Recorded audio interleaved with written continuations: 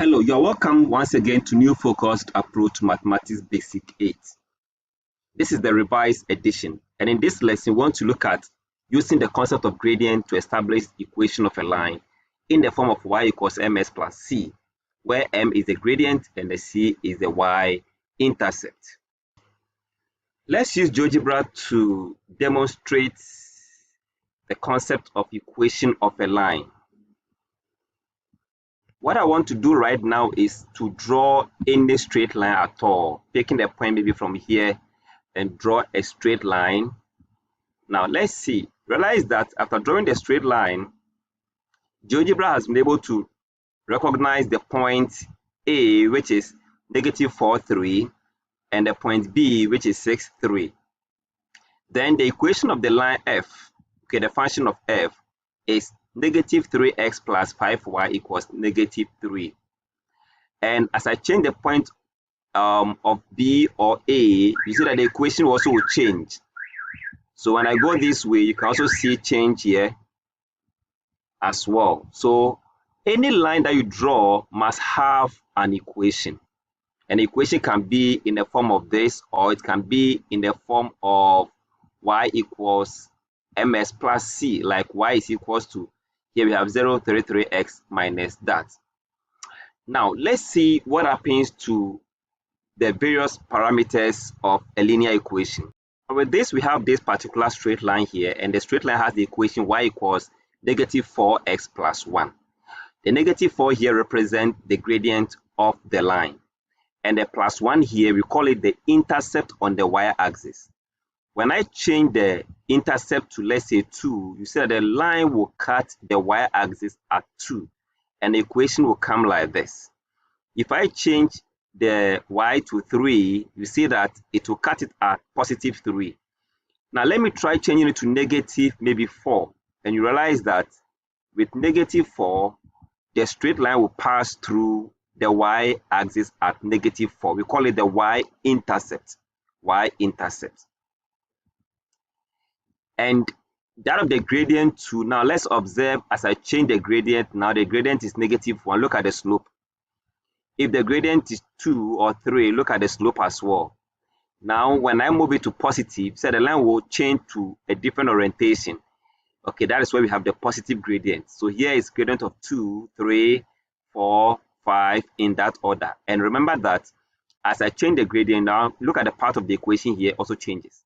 So that is what we call the equation of a line. Now, how do we come out with this particular equation of a line? We have a way of establishing it. So let's try and do that right now.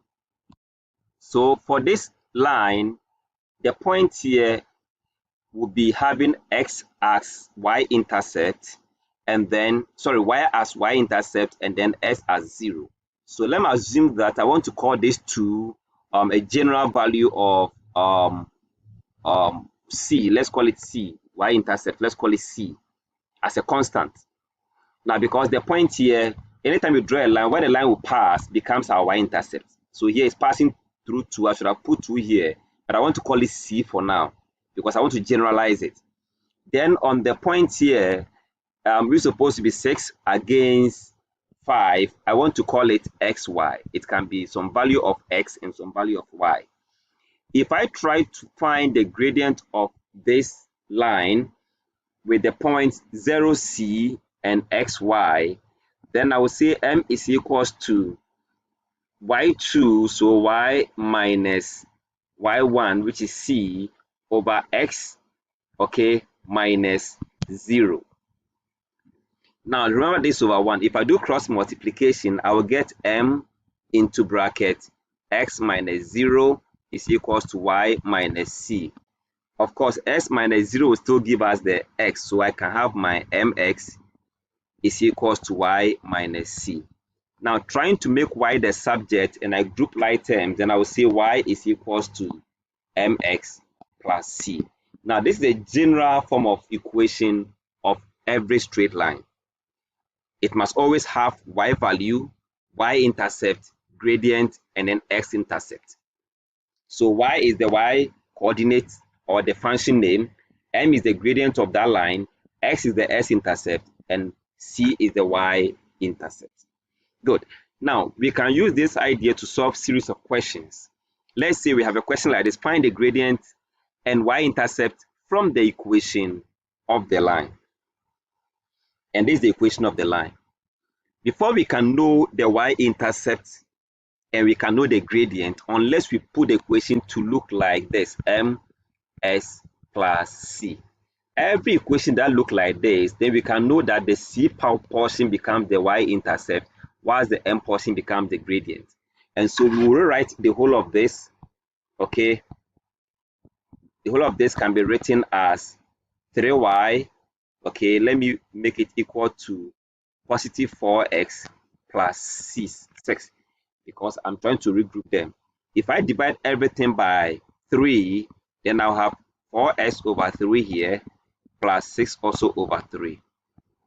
In the simplest form, I can say y is equals to 4x over 3 plus 2. In this case, the 4 over 3 represent our gradient, whilst 2 represent our y-intercept. I hope it makes sense. Let's try another one. Here they say find the equation of a line with the slope 2 and the y-intercept being -3. We know that our equation must always obey mx plus c, y equals mx plus c. So now our equation can be written as m. Now according to the question, the slope is 2, so 2 of x. The intercept on the y-axis is -3, so we put -3 here, and that becomes the equation of the line that is having a slope of 2 and the y-intercept of -3. Maybe let's take the last example and see. Find the equation of a line that passes through the point this and has a slope of that. Okay, so again, y equals ms plus c. Now, we don't know what c is, but we know our slope to be this. Okay, so what we have to do is that this is a point that the line is passing through. So this is x component and this is y component. And so I can put -3 in place of y. My gradient is 2 over 5. S component is -1. C I don't know, so I have to make C the subject. Trying to multiply through by the LCM, I will say -15 is equals to -2 plus 5c. Right? Then again, I can further simplify this by grouping items. So I can have -15 plus 2 is equals to 5c. Then I can have -13 is equals to 5c. So dividing both sides by 5, c becomes -13 over 5. And so the question is find the equation of the line. So the equation of the line therefore becomes y is equals to the gradient, which is 2 on 5x, minus the constant, which is that's -13 over 5. And so that becomes the equation of the line. We can keep it like this or make it a bit beautiful by dividing, multiply through by the LCM. We can say 5y is equals to 2x minus 13. You can also write it this way. Whichever way you go, it becomes the equation of a line.